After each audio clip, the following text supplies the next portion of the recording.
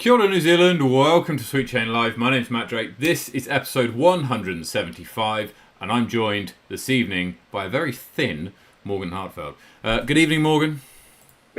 Good evening, Matt. Oh, so nice of you to speak of my physique so early in the show. I appreciate that. Stretch me out, though. Get me nice and wide. Yeah, look, so we don't have producer Tom with us tonight. Oh, dear. So we are. I'm kind of relying on. We're back to winging it a little bit here. We are back to winging it a little bit. Well, even though you can't see me, Matt, I can see you. You're looking fantastic. How are you this week? Yeah, very good. Thank you. Very good. So I don't know if you can see this. Did you watch the game? Yes. Oh. Well, you can't see Morgan's face, but I don't want to talk to you either. Oh dear. I don't want to talk to you either. You've already upset me. What are we at? 1 minute 28 seconds, and you've already upset me. Well, I'm very sorry. I'm very sorry. No, I didn't get to watch the game. I was come home late from work and pretty much just hit bed straight away. She's been a long week. Yeah. But yep, up the Maroons. But well,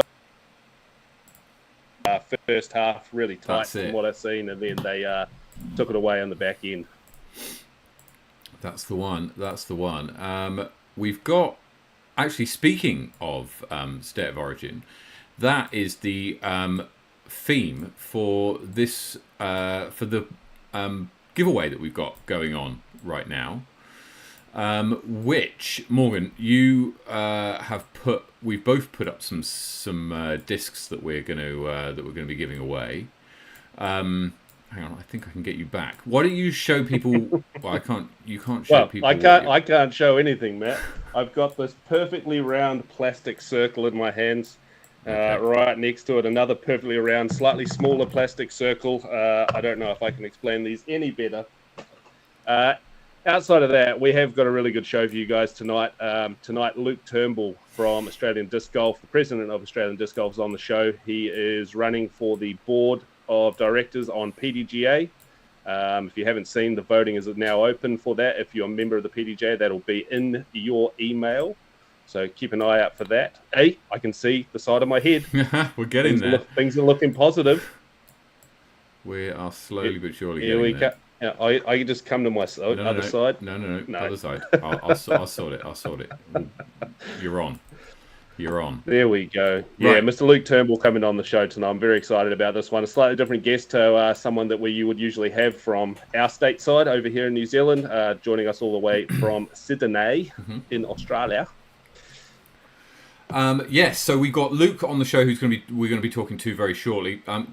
It's going to be an interesting chat. I don't think we've had anybody that in this kind of position before. So yes, if you've got any questions for Luke, he's running for election to the PDGA, which you do have everybody can vote on this. I think you've got until the end of July to vote.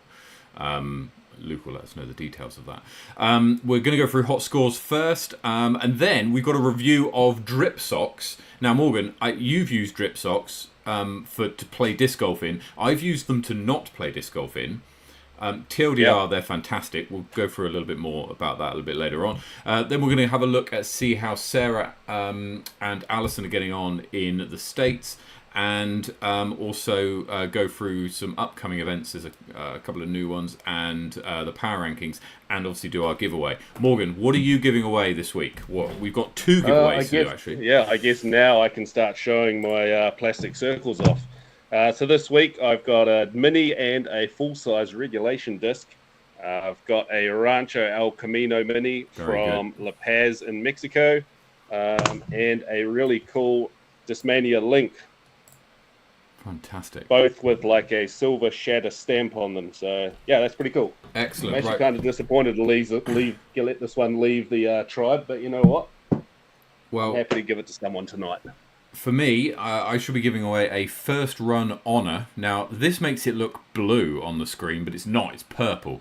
If you know the colours that they did when they made their first run stuff, then you'll know the colour I mean. It's a purple first run honour, and I'm going to chuck a dynamic disc whale sack in as well. So if you want to get your hands on those, then all you need to do is put into the comments, name one of the two teams that competed in last night's State of Origin. Is all you need to do is put in one of the two teams that competed in last night's State of Origin, and you'll go into the draw to win either of those two things. We'll draw on two names. You can't win twice, but you get two chances to win. So stick your name in the chat with the name of one of the two teams that competed in last night's State of Origin. You don't get any bonus entries, unfortunately, for putting New South Wales, but maybe you should. I don't know. You do get, however, bonus entries if you are a member of our Patreon. Yes. And if you like our show and you enjoy what we do, and you want to support the show going forward, then you can do that by going to patreon.com/sweetchainlive. And over there you can by various tiers get you more entries into the giveaways that we're doing, such as the ones tonight. We've got we're up to 390 subscribers, so we've got another giveaway more. We're at 400 subscribers. 10 away. So we're just 10 away from as soon as Luke joins us tonight, then that's going to be 9 away. for another giveaway in maybe a few weeks. So you'll get double entries if you join our Patreon, patreon.com/sweetchainlive, and all the details are on there. There's a whole heap of other benefits as well. So go and check it out. Anyway, let's go through hot scores. Morgan, take us through the South. All right, I'm going to divert my eyes away from watching Kristen Tatar playing live at the European Open just for one moment and start off down south in Queen's Park in Invercargill. Brad Spencer this week with an 11 under par gets the job done. Kelvin Cummings, NZDG, WFC zone. Chingford Park, he takes it down with a 4 under par this week. Jens Moeller also with a 4 under par down in Dunners at Brockville. Queenstown Gardens, Masashimi, -10. I want to know who that is because I want to say that name more, and he is in my neck of the woods. Like an Echo, Mundo McDisc, Lismore Park, 11 under par. Jelly Park, Ashton Clark this week with 11 under par also. Warren Park, Joel Cacao. I have absolutely butchered that name, and I'm not going to try again. He shoots an 8 under par this week at Warren Park. Smallbone Reserve, Billy Roberts with a 13 under par. Welcome back to Ben Schicker. He's joined by Kelvin Cummings at Queen's Park Reserve, so Kelvin's getting around this week. 6 under par for both these gentlemen. Saxon Field and Connor Dove with a 7 under par, and at Branford this week, Justin with a 15 under par finishes off the South Island. Let's head up north, Matty. So in the North Island, Johnny Wake hits the hot score at Berrenpore with an 8 under par. That's on a 10-hole course, remember. Andy Davey across the water at Hikoikoi is 4 down. Up the valley at Harcourt Park, Ben Morrison hits 5 under par, and Johnny Wake again does the business for a bit of a quiet week at Linklater with just a 10 under par. Simeon and Jason Gray can't be split at 1 under par at Merrilands, and Callum Petman, Angus Webb, Jung Ha and Joe Seebeck can't decide who the best disc golfer is, tying as they did on even around Spa Park Black. Up at Henderson in Auckland, you got Eldon Pasquale with a 7 under par. Jacko goes around Wood Hill again for the second week in a row at 11 down, and Henry Tran and David tie the Rosedale hot score for the week at 4 under par. Well done to everybody who got a hot score this week. Did you play any disc golf this week, Morgan? Did you get out? Maybe. Possibly. Somewhere in there in between work. I think I squeezed a Gardens round in maybe. Oh, yeah, 1 disc on Sunday. That's right. Yeah, that's the only round I played this week. The 1 disc trophy round. Chasing aces the whole round to try and split the ace kitty, which Mr. Jordan McAnally got on hole 3. And I was just trying to terrify him the whole time, chasing chains, hit the basket on 18, just miss out. But well done to Jordan. Excellent. Well, I actually also had, we had a visitor up to, is he a visitor? I don't know. He's got family up here. Arne Burgess was in town. So he was. So I went to play a couple of rounds with him last Saturday. And yeah, I mean, I won the first round. He won the second.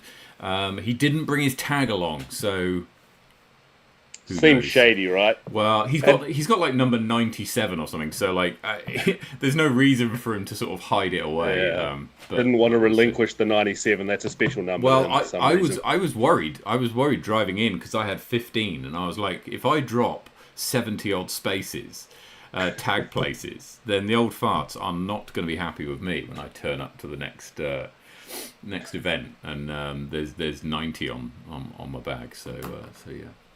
Anyway, Good to have him up in the capital, though. absolutely. A first time round Barrenport for him. So he was. So yeah, I think he enjoyed it. So that's good. Yeah, he said he had a great trip, but the drive, well, not just the drive back, but the whole drive. I think 30 hours of driving was a lot. Yeah. It's a long old poke. Right. Yeah, so good to have him home. Remember, if there is a giveaway tonight, if you want to go into the draw to win either a first run honour and a Dynamic Dix whale sack, or a Discmania link and a what was the name of the Rancho El Camino Mini that Morgan's going to show up to the camera, then all you need to do is put in the name of one of the two teams which competed in the State of Origin last night into the chat, and we'll get you into the draw. Right, let's bring our guest for tonight on. Our guest this evening is the president of Australian Disc Golf. So I guess Ewan Craig's counterpart across the ditch, and he is also running to be on the PDGA board of directors. So good evening to Luke Turnbull. Good evening, Luke.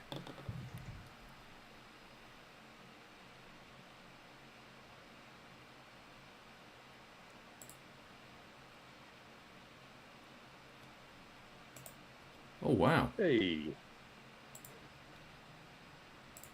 Awesome. Thank you very much, Luke. That is fantastic. That is fantastic. So, I mean, we're absolutely stoked to have you here. So, Luke, you're the president of Australia Disc Golf currently, and you're running for the PDGA board of directors. I was going to start with kind of the easiest question, I guess, is why? I guess because I kind of just love the sport, as I guess we all do. I've been playing now for 12 or 13 years, something like that.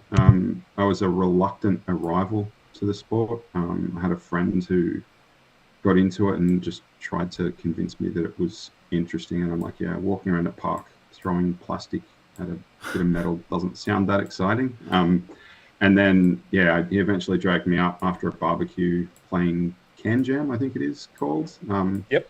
And yeah, I had a good throw playing Can Jam. He's like, see, you're a natural, you should come and play. And then, yeah, I had one good throw, and I've been trying to get out there for 12 years, trying to have that one good throw again each time I go out. And from sounds a familiar story, I think.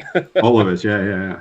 It's just like that one perfect throw that you did exactly as you'd envisaged it, around the trees and nestled up next to the pin. So, yeah, I kind of first volunteered almost out of necessity. I moved from New South Wales over to South Australia, and there were no courses, no disc golf scene really there. There was one guy who travelled interstate to play events. And yeah, he and I kind of got together and started trying to get the disc golf scene happening in South Australia. He moved back to Canada. So yeah, I kind of put my hand up as state rep, and yeah, moved back to New South Wales a couple of years later, took over state rep here. And Dave Bandy, for any viewers that know Dave over in WA, he was president at the time, and stood down and asked me if he could nominate me. I think that was 2017. So yeah, I've been chairperson or president of the Australian Disc Golf since then. Excuse me. And I just, I see this need for kind of our region of the globe to take that next step, similar to what PDGA Europe did, all those years ago. And yeah, I just think we're in a good spot. And as to why me, why not? Like, I love the sport. It's kind of been a complete life changer and a lifesaver in more ways than one. So yeah, it's going to be something that I'm involved in at pretty much every level I can, for now and the next 40 years if I can. Fantastic. So Sorry, Matt, you were about to start there. So yeah. So what if you get elected? Then what are some of the things that are kind of top of your mind in terms of the impact you'd like to make in the board of directors? Either changes that you think that should be made, or things that would need to be investigated, or whatever. What would you say is the most important things for you? Yeah, for me, the first one's pretty selfish, and I kind of alluded to it. Kind of an Asia Pacific PDGA subcommittee of some sort, that in 5 to 10 years' time, this region can be independent and self-governed like PDGA Europe is. So that's kind of like top of the list. And I think whether or not I'm successful in getting on the board, I think it's something that probably needs to happen in the next couple of years anyway. Mm-hmm. Whether or not it's me driving it from the board, or Australia, New Zealand, parts of Asia, like the people that volunteer in the countries getting together and driving it from those positions. So that's top of the list. And then probably it's still a focus on the international side of things, improving value for membership. As an international member, we get a PDGA rating, and that's about it. You can pay extra to get a disc come out. You've got to pay extra to get the magazine. All of the things that lots of people in North America don't even want. We don't have access to unless we pay for it. So just working out a way that we can provide better value for members internationally. That's kind of second on the list, and that's obviously still focused in our region because that impacts us. So you're obviously going to have a focus on your region, or just say Australasia, Oceania, that whole sort of region. But this role is for the whole of PDGA, so you obviously have to have a pretty broad view of what's happening around the whole globe. Yep, definitely, and that kind of, I guess, leads to the third and fourth thing on that are my priorities. We talked before the show about volunteers and getting some programs together to have recognized programs for those volunteers. A TD mentoring program, recognizing like professional course design, just having that support there and the infrastructure. The player base has exploded, the volunteer base hasn't followed. So putting those structures in place, I think that's pretty vital so that the sport can continue to grow. If you have better qualified, better experienced people running events, they're better events, so more people go to them. It's kind of self-fulfilling, I think. And I think that's something the PDGA should be driving. And then the final one, just back to that, disc golf saving my life thing.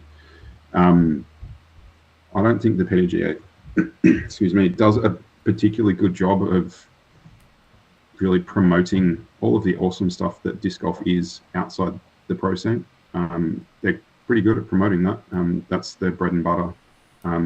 But when I started playing disc golf, I was extremely unfit. Still a long way to go to where I would call myself fit. But on the back of disc golf, I've lost like 70 kilos. Wow. That's kind of like a person's size. And PDGA doesn't really do much to talk about how, hey, it's a walk in the park. Like there's that tag line that was that one line in that really bad PDGA commercial that everyone remembers.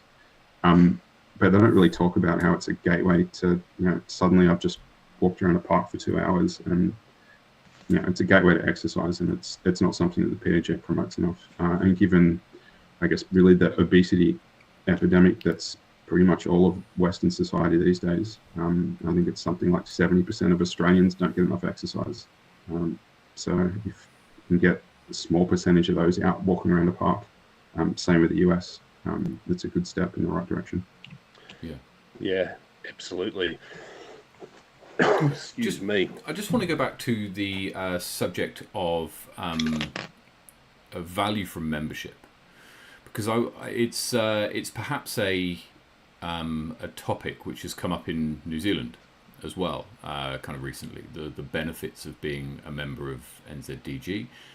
What does that bring? Not just for players, but for tournaments. Why should tournament directors sanction their events through NZDG? Right, it's questions that have been asked recently. So I guess I want to know, what ideas have you had, or what actions have you put in place in your position as president of the Australian Disc Golf that look to enhance the value of a membership to a governing body? It's a good question, because it's one that we struggle with as well. There's all kinds of stuff that we do behind the scenes, and some of that costs money. But from an Australian member's perspective, the main thing they get is public liability insurance for events. That's not particularly sexy. And you say to someone, you become a member, and if you hit someone's car, you don't have to pay for that damage. It's hard to quantify. Probably the biggest thing that we've put in place over the last kind of 12 to 18 months, and it goes back to a bit of the history with Australian Disc Golf as well. When I first joined, I think I was member number 234. So there wasn't a lot of people, and that was not active members, that's total members. We're around 5,000 now. So the way the volunteer side of things in the board worked 10 to 12 years ago, it didn't matter that there was a small handful of people doing things, because that small handful of people knew everyone that played the sport and knew everyone that was involved. So the big thing that we've spent money on is a strategic plan, trying to work out what the next 5 years looks like, what we can do to capitalize on the growth.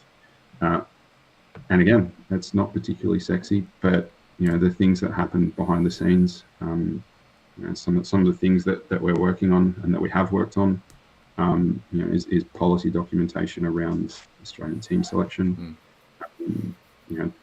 Before it used to be, hey, anyone want to spend the money to go to the US to represent Australia at the Team Worlds event? And suddenly, when there's interest, you've got to have a policy to kind of define selection. But the big ones that are coming up is probably spending a pretty substantial amount of money on getting school programs put together. And we're kind of in the midst of a pretty significant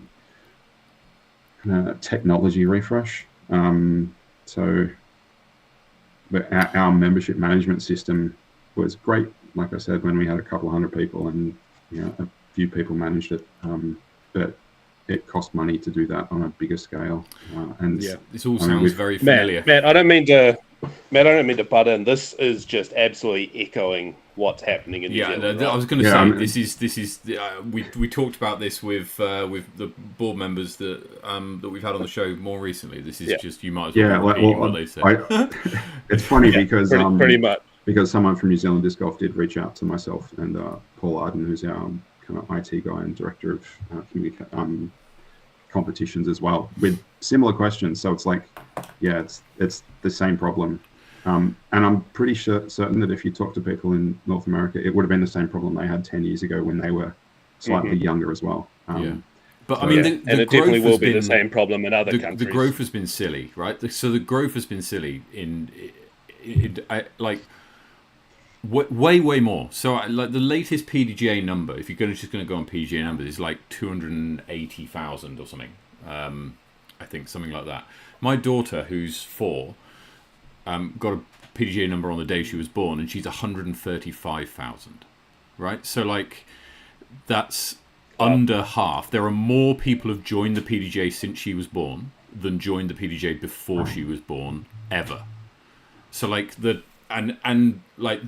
people who have joined more recently are more likely to be active members and more likely to be there playing, and the ones who will be more likely to be wanting more from their memberships, if you like, so more demanding on the governing bodies to provide value.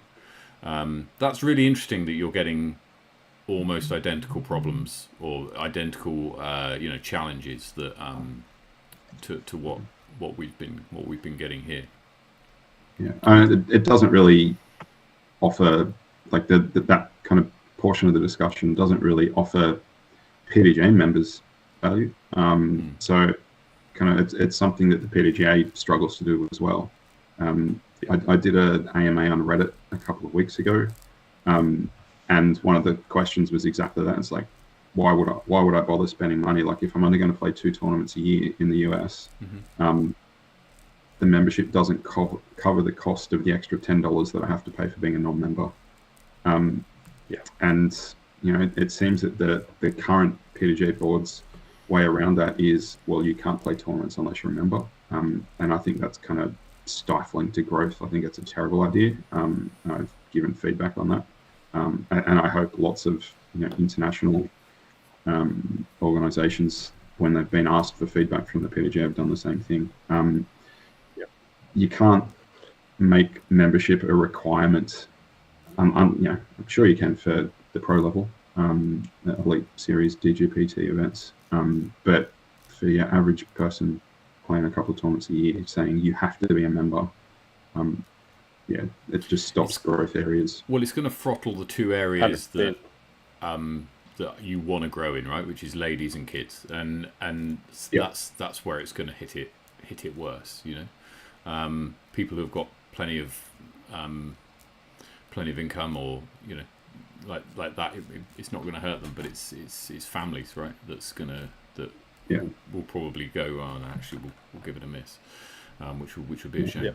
Something that you mentioned before was implementing like a mentoring program for, basically this is for Australia, I suppose, that you were talking about. Is there a way that you can bring PDGA into this as an international standpoint to help on that? Yeah, and that's what I proposed. So we have a TD mentoring program that we kicked off, I think, pre-COVID, and then COVID kind of hit, and it became more of a online mentoring thing. So we could still have some events as long as they were like self-contained in a geographical location, but that meant that the more experienced TDs that would normally run those things were outside council areas, so someone new had to run it. So we kind of pivoted to that mentor, that TD mentoring program being virtual where it could be. So there's absolutely no reason why the people that are already volunteering and running events, if they want to put their hands up, from a PDGA perspective, they could say, "Hey, I'm an experienced TD, and this is my resume of events, and I'm happy to help mentor people." Yeah, I really love that, the idea of having a database of guys from around the world that you can sort of ask questions to, even if it's in a forum sort of setting, that you can get feedback from all of these guys that really do know what they're doing. They've had all these years of experience.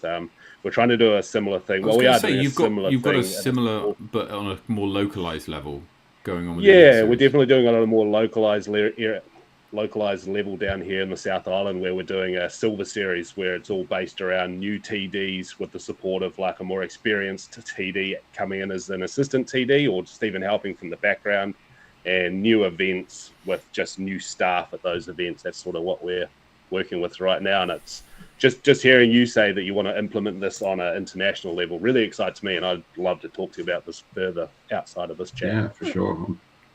Always happy to talk disc golf with pretty much anyone. Like, I think all of the subreddits that I'm a member of on Reddit, if anyone that's got like a customizable flair is asking about disc golf, I get randoms in the NRL sub message me going, "Hey, is that what those weird baskets are in North Ryde?" And I'm like, "Yeah, that's what they are." And so, live and breathe it. I mean, this is my team's backdrop from work, so whenever I'm on meetings at work, they're like, "What's that thing behind you?" I'm like, "Oh, it's funny you should ask." So as soon as you came into the green room earlier, I went to you. I was like, "Is that Liam Saw in Koh Samui?" Like, yes, it is. you've picked the perfect backdrop, Well, one of the best places in the world to play disc actually, golf. picking up on the Thailand reference there, you've got a disc golf market in Australia and New Zealand which has grown a lot, but is by no means mature or saturated. And then you've got countries like, I guess Japan probably falls into that bucket as well. And then you've got countries in Southeast Asia which are a little less mature than those three. And then you've got other countries which there's almost no disc golf presence at all. And I'm thinking many of the Pacific Islands, right? And so how would you look to kind of, I don't know, bring the bottom up, if you, so to speak, of some of those nations in the Asia Pacific that, you know, where disc golf just isn't a thing at all, where, you know, you could take your discs but there ain't no baskets, you're throwing at trees. So like what are your thoughts around that? Yeah, well, you mentioned like Japan. We were actually shocked at how low their membership numbers are from a PDGA perspective. So, you know, however large the scene might be there, they don't have a big membership base. It's actually not that huge a scene out there. Once I went out there last year, I was like, oh, it's actually not as big as you might think, but the players that are there are awesome. Yeah. like all of them. Yeah. Yeah. It's kind of hard because anyone that's installed a course, baskets aren't cheap. You know, it's a fair bit of fundraising for a club here in Australia to get 18 baskets together, go through the council permissions, and that's obviously if it wants to be playable for a PDGA sanction event, which, you know, if you're in Australia, everyone does want that. I know that some of the courses in Southeast Asia have locally made baskets. So that's kind of something that you can do, engage people locally and have the industry there so that the sport itself is putting back into the community by engaging people to build the infrastructure. But just give people the opportunity to play it. Does it need a spark though in these areas? You know, it needs someone on the ground that's going to someone. Yeah, I mean, you just have to look at the Philippines and Louisa there. Louisa Bartholomew has just like I think I met her at the Singapore or Malaysia event back in 2019, and the drive that she has and has turned like the Philippines into this little cluster of just booming sport. I mean, yeah, like I said before, I was in South Australia and there was nothing there. So it does need someone. And I think, you know, in 5 to 10 years' time, if there is a body in the region that's driving that, you know, I've been fortunate enough to work on a couple of events with Brian Hoyniger. But he's one man in North America. And for listeners that don't know, he's the director of international programs or something like that for the PDGA. Awesome guy, but he's one guy on the opposite side of the world to these places that we're talking about. So having a regional presence to drive that, I think that's going to be important. Yeah, with the financial side, it really does require someone really special like Louisa to be dedicating all that time to getting it off the ground. You know, Thailand's slightly different, where they've had 2 or 3 guys out there for a number of years now, really building and growing the sport out there. But you're right, though, Matt, those smaller communities where we'd really like to see it start kicking off and thriving, and not so much so we can go and play, but so, you know, it's a healthy activity for people all around the world. And, you know, I mean, it goes so well out there. Luke, you touched on it earlier about the PGA not giving the, using the fact that if you go out and play 18 baskets or even 9 baskets, you probably walk 2 or 3 Ks, which if you ask someone who perhaps exercise isn't part of their routine ordinarily, might not be something that they would do. I think you're absolutely right, and there's certainly a lot of communities in Asia Pacific that would really benefit from that. 100%. But yeah, I mean, just realistically, getting discs to some of them, that's the thing that could kickstart things. Because the first time I went out and played, well, the first time I went and threw a disc, it wasn't at a course. It was at a barbecue, and we were throwing at trees, and then we were throwing back at a can jam. It's like object golf. My friend, the story of how my friend got into the sport is he was just at the park, and he's like, oh, he thought he'd invented the sport, basically. Like, oh, this is like golf. If I can get close to the bin, then that's par. And then his wife tells him like 2 days later, he's going, yeah, it's a thing. It's called disc golf. So yeah, he must be gutted. yeah. So yeah, like getting discs available for people. And actual discs. I mean, we've all played with a ridiculously lightweight lid that it's got like a flight distance of about 10 meters, and it spirals as soon as you let it go. And like actual proper discs. And I feel like every time I've been to Southeast Asia, there's the call for, hey, if you're coming here, please bring discs. Bring discs. I did just see Aaron Herman. I did see Aaron Herman, who's formerly of Koh Samui, who's moved up to Chiang Mai, and so is Nigel Mills.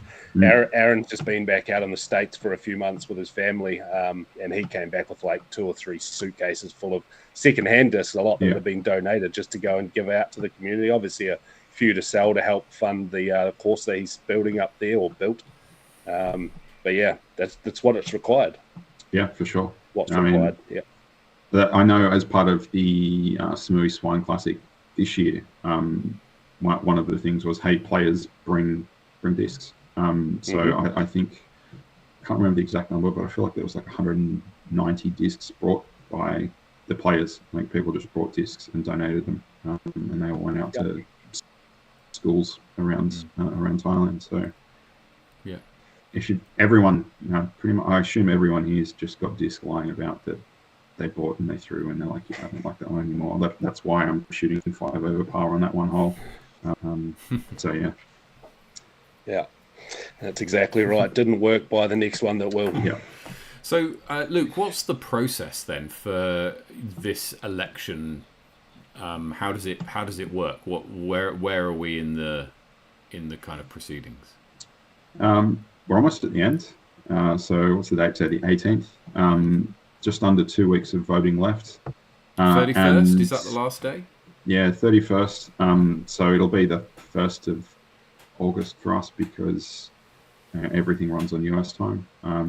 But yeah, so 31st, end of the month. And the process started, like, I did run last year and I was one of 6 candidates. And I think I finished 4th in the voting, but not massively behind the 2 people that were successful, and the 2 incumbent candidates kind of kept their spots. So it was kind of encouraging, and I talked it over with my wife and disc golf friends and family, and they're like, do it again. Like, so this year, the way the board works, I think there's 7 people on the board, and board members are on a 3-year term, and each year there's 3, 2, and 2 of those positions become vacant. So last year was 2. This year is the year where there's 3 vacant positions, and then next year will be the other 2. The incumbent candidates can choose to renominate, and then I think they're automatically candidates on the ballot. So 2 of those candidates, 2 of those 3 renominated this year. And then from a process perspective, it's kind of like a job interview. I had to get some references, and I'm kind of fortunate that I got to hang out with Terry Miller a fair bit. So he was kind enough to provide a reference for me. And I'm good friends with Kingsley Flett, who listeners might know is one of the journos that works for UltiWorlds. He's also an awesome photographer as well. This one behind me, down at the south side of Koh Samui, is one of his photos from the Heisenbrony in 2019. So yeah, 3 references, and Emily, who is the secretary of Australian Disc Golf. But yeah, full-on job interview,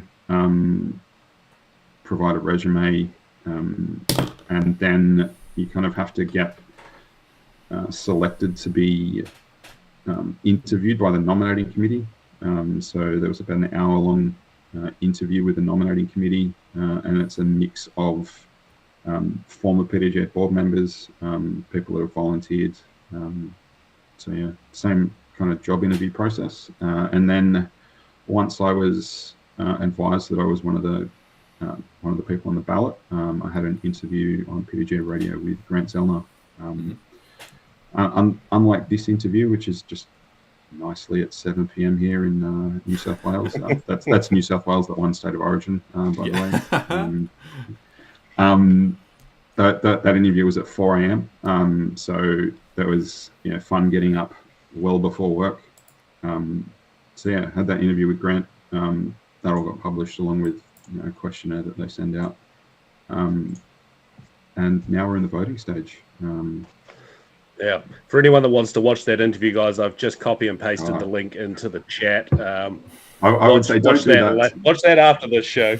I would say don't do that. I was so sick and up very early. It's not my best work. Pay more attention to this one. Yeah, there we go. So, I mean, going by the comments that we've had tonight and the people who I know in the comments by their names, many of them are PDGA members. So I would expect all of them to have received an email with an invitation to vote. So please make sure you do. I make sure you do go to the link will be in the email, and send it in.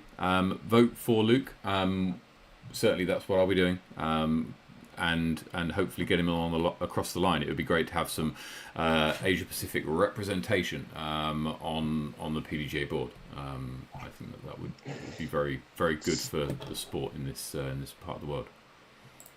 Yeah, 100%. We definitely wish you the best. I'm definitely voting for you, my man. And good luck. Thanks, Matt. Thanks, Morgan.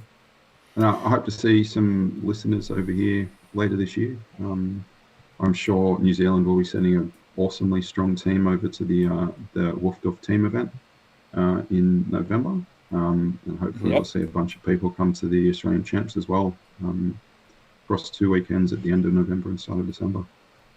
Will we see you on this side of the pond anytime soon, maybe within the next 12 months? It's funny, whenever I've gone, I'm going to travel for disc golf. I just kind of end up back in Southeast Asia. And I think it's probably because... off the back of that, will I see you in January 2025? That is very much dependent on what happens in the next 2 weeks. So one of the requirements for PDGA board membership is that I'll be required to attend summits in person. So whether or not I can go to Thailand and fly over to Georgia, to attend those summits twice a year, might be stretching the budget and my wife's patience and my work leave availability as well. The work one's one thing. I was going to say, surely the wife can't turn down a trip to the islands. Oh, she's more keen to go to the US. Unfortunately, just when all of the stuff in is at Thailand is on in Thailand is her crazy busiest time of year. She works out for an education supplies company, so it's like, the month before school goes back is peak season. So they have a leave blackout, so I had to abandon her this year and go play in Costa Rica for 2 weeks. Horrible. Finally, we've got a comment in the chat from Cotto Layup, who says we need an Aussie versus New Zealand battle, Chains of Origin. I really like that. So yeah, what do you think? Can we do it? Well, why not? I mean, yeah, Oz Champs is coming up. I vaguely recall talking to Brady about something similar to this a couple of years ago when he was president. And then, life got in the way. We've also talked about Aussie Disc Golf Day. I'm not sure if it's something you guys are familiar with, but during COVID lockdowns, we kicked that off and just uses the kind of like women's global event, kind of virtual event scoring. So we have like an annual event, and floated the idea that maybe that's something can get with the Australian New Zealand rivalry going on. So yeah, I mean, New Zealand's very heavily involved in it. This year we've got I think we've got an order of about 1,000 tuis that will be part of the players packs for the event. So fantastic. Guys are heavy. New Zealand's heavily involved. Simon and Jacko helping us out with that. And what do you thought? Shout out the RPM Tui. What a disc! What a disc! Excellent. Look, Luke, thank you so much for joining us today. It's been an absolute pleasure having you on the show, and so some great answers. Lots of people in the chat saying they've already voted for you, which is fantastic, and I'm sure that everybody else who hasn't put their vote in yet will do so in the next 2 weeks. You've got until the 31st. That's to get your vote in. But very best of luck, and hopefully see you again when you get awarded or elected into the onto the board of directors. Yeah, thanks for having me, gents. Thank you very much. Much appreciate your time. Excellent. Speak soon, Luke. There we go. Oh, Morgan, you're huge again. You were telling me I was nice and... What was the word you used? Thin, slim. Maybe even slim when we arrived here. No, it's now the New South Wales comments. It's just rough on my end. It is. Lucky Luke was here to make things all better. Well, what I will say is that on the subject of New South Wales might well be one of the teams that competed in last night's State of Origin, and if you put the name of one of the teams that competed in last night's State of Origin into the chat, you could win either a first run honour that's actually purple, not blue, and a Dynamic Discs whale sack. Or Morgan, you've got I have a question for you. You didn't tell me this before the show. You kind of threw it out there once we'd started that this is a State of Origin style disc battle giveaway. You just putting that out there, just rubbing salt in the wound. No. Now, have you started compiling the list of the people in here? Yes, I have, actually, and I'm almost up to date, with the exception of the last 3 people who have put their names in. Well, you know what? I kind of wish I'd thought of this before, but I was too busy having a fantastic conversation with Luke here. I would have loved to just split this up, and the New South Wales supporters are going for that blue disc, and the Queensland supporters are going for this beautiful red. We should have thought about that, shouldn't we? But we should have. Sorry, Queenslanders. That will be very difficult to split out now. And there was a lot of people voting for New South Wales in the chat. I don't know why that was. Perhaps they recognised the more superior team. It could have been something else. Anyway, let's get on with the show now. Morgan, you recently. I should say, recently a new product has been launched into the disc golf market called Drip Socks. That's right. Now, this is the brainchild, if you like, of Paul McKernan, and he very kindly sent me and you a pair to try out. And you've worn yours playing disc golf, right? I've worn them plenty playing disc golf. Have you worn yours playing disc golf? Not playing disc golf, and the reason why I haven't worn mine playing disc golf is that I've actually, my waterproof shoes that I wear are really good. They're not very old, and I can walk through puddles as long as it doesn't come over the top, and they're still completely dry. So if I was to wear the socks, I wouldn't feel the benefit. However, my trainers that I go running in have got all sorts of holes in them, like no, not just the hole I put my foot into, but like other big holes, right? And it's been a bit rainy, and if you know Wainui at all, there's puddles and people who drive past in cars and get you splashed. Anyway, so I thought, I'll tell you what I'll do. I'll wear them next time I go for a run in the rain, which I did earlier on last week. Last week Thursday it was, and I couldn't believe it. They were really, really good for that. I mean, they're quite thick, eh? They're quite thick socks. Yeah. Which at first I thought, that they might not be so good for running in, because you might personally, I like to wear kind of quite thin socks. However, I was really quite surprised, and yeah. Thought they were very. Did they good. act as a good bit of cushioning for the bottoms of your feet? Yes, they did. And so yeah, I wore them again today for my run. So it was. I would recommend them to anyone. If you want to get yourself a pair, you can head over to this website here, drip-socks.com. And this is a site here. It tells you all about the socks and what they're made of. And if you go into the product page, or this is the product page, sorry, then you can get your socks here. And actually, when you go through, if you add this to a cart, if you use the discount code SweetChain, then you will get 10% off your order. So yeah. Head over to Drip Socks and get yourself a pair or two of waterproof socks. And that means you only really need to take two with you when you go to a tournament, right? Because your feet are going to stay dry. Yeah, that's right. And they, I was going to say that I've gone through my phase of not buying right first time and buying cheap and buying bulk. I'm done with that idea. Yeah, I know what you mean. Spend the money, buy right first time. Yeah. Because these are fantastic. Well, it's not just the fact that you're potentially probably spending the same amount of money just all in one go rather than over a period of time, but it's during that time you're actually using a way more superior product, right? So you've got 100%. It's not you're not kind of scraping by. The pictures here, walking through a river or on the snow there. Unfortunately, I've not had a chance to kind of test it out. Maybe the next time you go for one of your dips in the morning, you can into the lake. I've been teasing that idea again recently because it's freaking cold here at the moment. Then you can use them and tell us how you get on. But yeah, if you're keen, get yourself over to drip-socks.com and get yourself a pair. They come in white and black and two different sizes available. Couldn't recommend them enough. Really, really good product.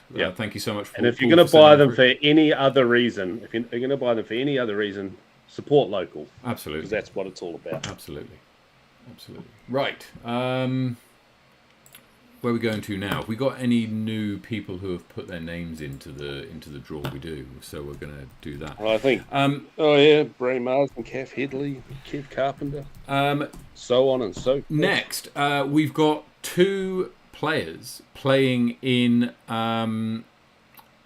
the World Junior Championships currently, which you'll be aware of, Morgan.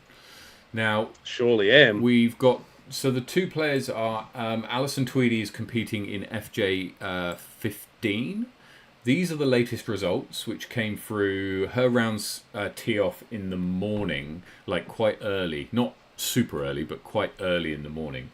And the results after round 2, she's sitting on +5. Leaders are on 6 down, but she's within striking distance. And what I would say is, so far, her ceiling is way higher than what she's performed at so far. So like the potential, 100% it is. It's not like she's smoking her best scores out there. She's got a long way to that she can still go and put herself into contention.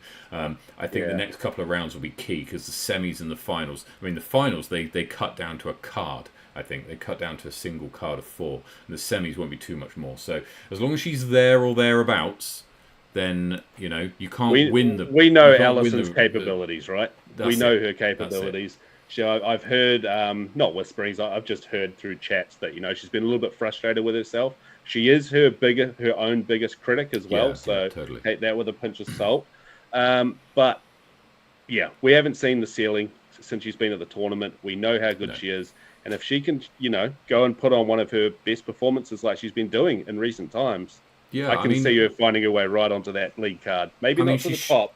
She shot high 900 rated rounds, right? So it's not a case of she's not capable of doing it. It's just that we're all willing her on from New Zealand. But anyway, she's within striking distance. It's not she's not too far away. Couple of good rounds in round 3 and 4. She'll be right back in it. Looking over to FJ10, where Sarah Wadsworth is competing, and she shot an 885 rated 5 under par, bogey free today, tied with Hayden Harper, who is rated, I think, 7 rating points above Sarah. And between them, Sarah and Hayden are 2 of the 3 highest rated under 10 girls ever. So we're I've heard from Paul Wadsworth, Sarah's dad, today. I was having a chat with him this morning, and he was just saying he's never seen this Hayden girl throw before, but she makes 90 meters look so effortless. She's a year older than Sarah, right. I guess, within a 12-month period. Yeah. Oh, well, Yeah. What's the next division up? Oh, no, even FJ12. She's a year older than Sarah, so a little bit more growth to her, but 90 meters effortless. And these girls are little, kids. Yeah. That's a... All right, so I struggle to get 90 meters, and I also struggle to hit 885. So Paul said to me he struggles to see 90 meters, and I said, "Is that how you tell? Is that how you tell when it's a good throw when it goes out of sight?" Yeah, right. Incredible, but it does seem that these two are stretching ahead of the rest of the field. Sarah's got a 5-shot lead going into round 3. Her rounds tee off a little bit earlier than Alison's, I think. 9:39 a.m. That's local time. So that is in 4.5 hours' time, by the looks of it. So her round will tee off about 2:30. In the morning, Alison's next round tees off about 3 hours later. So her round will tee off at about 5:30 New Zealand time. How is it? How exciting is it that we're right now we're staring down the barrel of 2-time? Ridiculous, honestly. Right? Ridiculous. From a 9-year-old as well. Yeah. Just want to head over very briefly to MJ18, just to say that it's also ridiculous that you've got a 10:51 rated round being thrown in the juniors MJ18 division. If you, which is just if crazy. you scroll down just a wee bit, I can't remember what place he is, but you look for Kenta Aranami.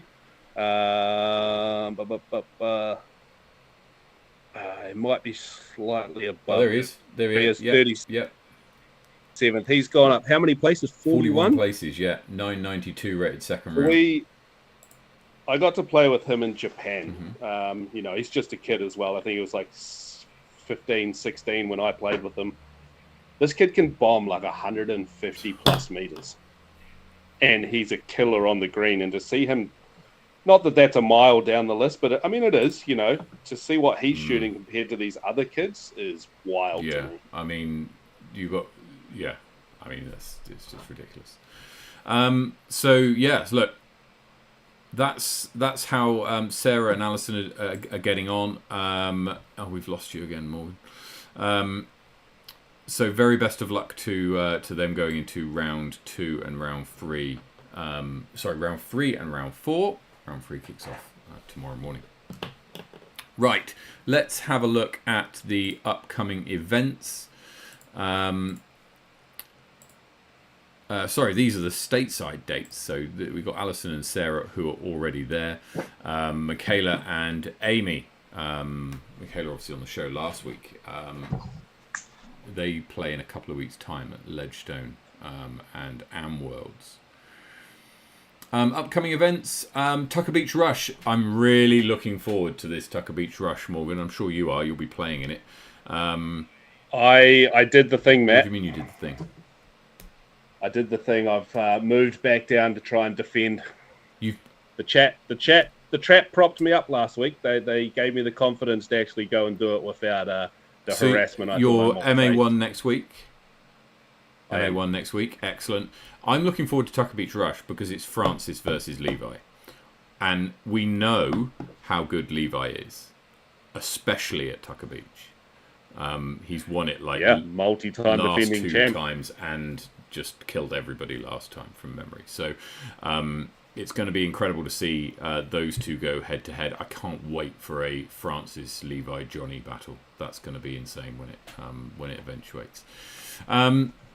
So any new events on here? No new events to speak of, with the exception of the Rapper Rumble, which is on the 14th to 15th of December in Masterton. Yep, and the one above that, Day at the Lake is now open for registration, guys. Day at the Lake is now open for rego, so get yourself over to Disc Golf Scene if you want to get involved in either of those tournaments. Can't recommend Rapper Rumble enough.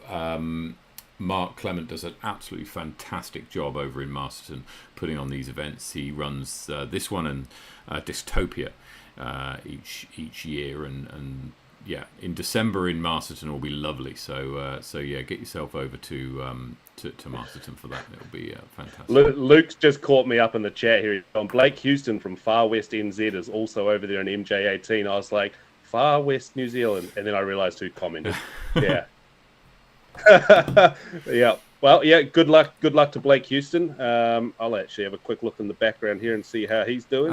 And then over to the power rankings. No changes since the last last week. Sorry. No new tournaments, and these won't change until the Tucker Beach Rush, when lots of the top players will be going up head to head. Certainly Levi and Francis first and fourth currently. Right, Morgan. Let's do. And Blake Houston's currently sitting in tied 19th on a 9 under par. His second round was 1,000 rated, and his first round 956. So shout out to Blake Houston from Far West New Zealand. Right, Morgan, let's get you back onto the screen. Okay, I'll allow it. And hang on a second. Skinny Morgan, though, eh? This might take a moment to just get you back on. But let's just see if there's any new names. I think there is. So we've got Sam Cole going into the draw, Craig Atkinson. The discount code for Drip Socks is Sweet Chain, all one word, I believe. Yeah, Sweet Chain, all one word. So head over to drip-socks.com and use the code Sweet Chain, all one word, and you'll be in. Right, are we going to do, since you did win last night, let's kick it off with the New South Wales Blues Honour, once you figure out how to get me back on the screen. And if not, it's okay. I don't know why you've completely disappeared again. Well, as you said, we're missing our producer Tom this week. He is we're the professional that we like to have behind the scenes. We're running a little bit like blind, if you like. Right. Oh, look at that! You've even got me in blue on that wheel. Okay. God, I hope I win that out of spite. Let's just check that nobody's put their name in twice and been cheeky and tried to double their things. No, you've got about 5 seconds before I spin the wheel. You need to put the names of one of the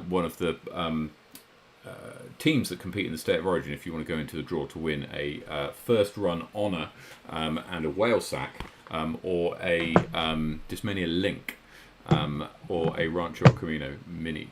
Right, so here we do it. Which one are we doing first? We're doing the honour and whale sack first. Yep. Okay, here we go. Start with that. Start with New South Wales. They are the winners of the week. Here we go then. Right, let's just shuffle. Until the mighty All Blacks take on Fiji this weekend, guys. Looking forward to that. Is that Friday night, Matt? I think it is, yes. I think it is. Yeah, I think that's Friday night. Coming live from the States. I actually don't know what time that's playing. I think it's playing at a decent hour for us. Morgan, Luke's just put in the chat, of course, and people might have missed this because I think the start of our chat got muted. Yes. Luke put up a Fourth Circle Fly and a Samui Disc Golf Mini as a third prize. So we're going to be pulling 3 names out of the hat. So you've got about a 1 in 10 chance of winning here. So here we go. Right, shuffle, and let's click the first name. Here we go. Let's go. Spin the wheel. The first name is Topor Rich. Topor Rich. You are the winner of the First run honour and whale sack. So yeah, we'll be getting that. Congratulations, across to you. Rich. Well done. The Very deserving winner. Obviously, Rich is one of the organisers of the Topor Thermal Throwdown, which the registration for which opens on the 22nd of this month. So that's, what's the 22nd? Sunday, Monday. So make sure you get involved in that if you're in the region. The Topor Thermal Throwdown is a fantastic event, played on one of the best courses, or top 100 rated courses in the world, and is a true AM event. So the players pack will be busting, but you if you're a pro, it's not one for you. Anyway, right, let's do the draw. Morgan, we're drawing the Discmania Link and the Rancho El Camino Mini. So here we go. Let's do that. And while that's spinning, I'll shout out Scott Brooker for saying Saturday 2 p.m. is when the All Blacks kick off against Fiji, guys. And it's friend of the show, Brett Carlisle, wins the Discmania Link and the look at that, and the Rancho El Camino Mini. So congratulations to Brett. Well done. There you go, Brett. Congrats, brother. Brett Carlisle is of course the winner of the MA40 division in the Day of the Links the other week. Sorry, that we competed in. Fantastic course off at Linton Army Camp. If ever you get a chance to play. Right, and let's finally draw. Hang on, I need to take Brett's name out. I didn't click the button. And finally, this is the winner of the Fly and the Mini, the Samui Disc Golf Mini. So here we go. And while that's spinning, guys, Luke Turnbull, could you please put in the chat your Reddit name so people can find you there too? And Scott Brooker. Scott Brooker is the winner. Scott, if you want to get in contact with Morgan or myself or producer Tom, and we'll hook you up with Luke to sort out the details of that. But well done and congratulations to Congrats. Luke. Look at that. Scott Brooker, Brett Carlisle, and Taupo Rich are the last commenters for the last couple of comments. So, deserving just because of how hot they are in the comments. Now, Morgan, we've got a... We've got another giveaway potentially coming up pretty soon, eh? Yeah, Brett Carlisle's going to be giving away a trip to go see him, I heard. I'm up to the You are, there we Spider-Man are. style. That's better. And so we've hopefully got one pretty soon, which we hopefully got one coming up pretty soon. When we hit 400 subscribers, we're on 394 now. And so if you are watching this and you're not subscribed, then please consider hitting the subscribe button. It really does help out the channel and helps out the audience because we do get to do more of these giveaways. If you want to go one step further with your support for the show, then I would encourage you to head over to patreon.com/sweetchainlive and get involved there. Lots of benefits, none least of which is more entries into the giveaways. Multiplying your odds of winning some sweet prizes, even more. And there's some other goodies in there, including some exclusive access to upcoming merch store, etc. So anyway, Morgan, you got any disc golf on the horizon being played? When's I saw the teams are out for Battle of the Crown. When's that? Battle of the Crown is this weekend. I was selected, cannot play. I am working and also looking after the dogs this weekend because my wife is away for a girls' weekend. Okay, well, So that is this weekend. Good luck to the teams. If you want to see the teams, head over to the Queenstown Disc Golf Facebook page. The Queenstown team is posted, I believe, and Wanaka's should be very shortly behind on the Wanaka Disc Golf page. So go check that out. It's always a great battle between two awesome teams, and I'm excited to see who comes out victorious. Absolutely. Well, look, very best of luck to everybody competing in the Battle of the Crown, and wherever you're playing disc golf, take it easy, play well, get some birdies, and we'll see you next week. Cheers.